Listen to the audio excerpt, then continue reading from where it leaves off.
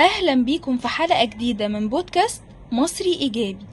وعي الطفل بجسمه مش رفاهية، دي ضرورة. الطفل لازم يعرف من بدري إن ليه خصوصية وإن مش أي حد ينفع يلمس جسمه.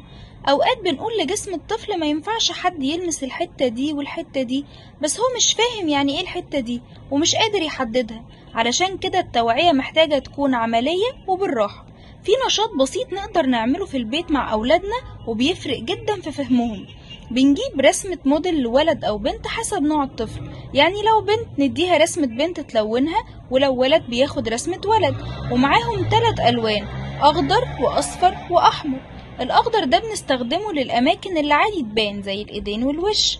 الأصفر ده للأماكن اللي مفروض محدش يلمسها من غير إذن الطفل زي البطن والظهر. بنقوله دي مناطق خاصة وانت بس اللي تقدر تقرر مين يلمسها لو حسيت بأمان. الأحمر وده للمناطق الخاصة جدا اللي محدش خالص يلمسها أو يشوفها. بنوضح له ان دي أجزاء محدش ليه حق يقرب منها إلا في حالة واحدة بس، زي الكشف عند الدكتور وبوجود ماما أو بابا. التمرين ده مناسب للأطفال من سن 3 سنين، وكل ما نعيده ونشرحه بهدوء كل ما الطفل هيفهم ويحس بالأمان أكتر. وعي الطفل بيبدأ من البيت، ومن حوار بسيط زي ده ممكن ننقذ مستقبل.